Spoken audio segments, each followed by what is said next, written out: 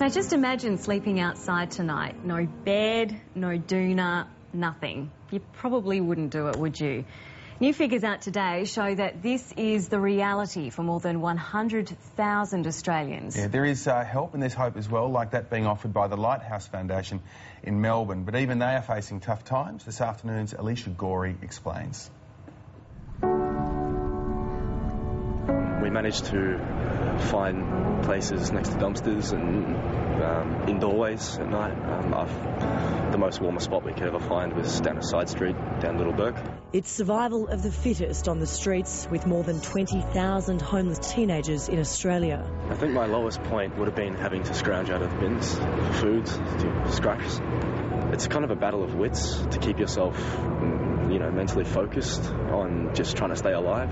Ryan was just 15 when he spent his first night out in the open. He is, however, one of the lucky ones. Ryan now lives here with 3 other teenagers and their carer, Deb.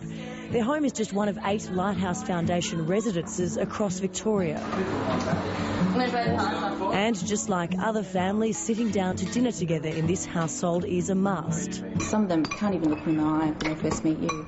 And then the next thing you know, they're holding really good, confident conversations. It not only provides a warm place to live, but education, mentoring, psychological support, and most importantly, a sense of belonging. 17-year-old Raquel has been in the program for 3 months. I'd been through the system quite a lot, been through lots of refuges and transitional houses and renting places. Do you have hope for the future?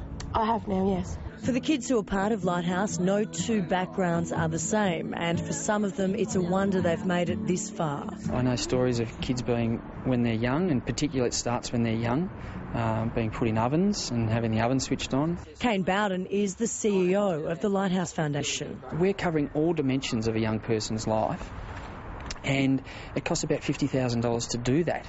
Other programs are costing over $100,000. Now, this story may seem like it has nothing to do with Victoria's recent bushfires, but unfortunately there is a connection.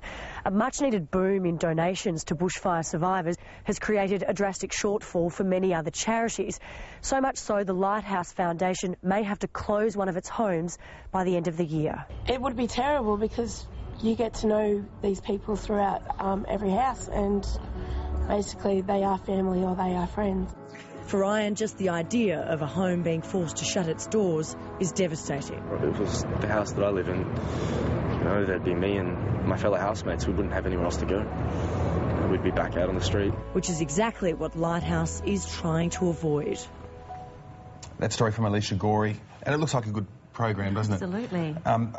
Interesting about the bushfires, because so much, there's only so many, charitable dollars that we all have, and the bushfires is a great cause. In fact, many charitable entities are great causes, but if you think you'd like to make a donation to the Lighthouse Foundation, you can do so online at lighthousefoundation.org.au, or you can call them on 03 909 37500. Or if you prefer the post, you can also send a cheque to 13 Adolph Street, Richmond, Victoria 3121.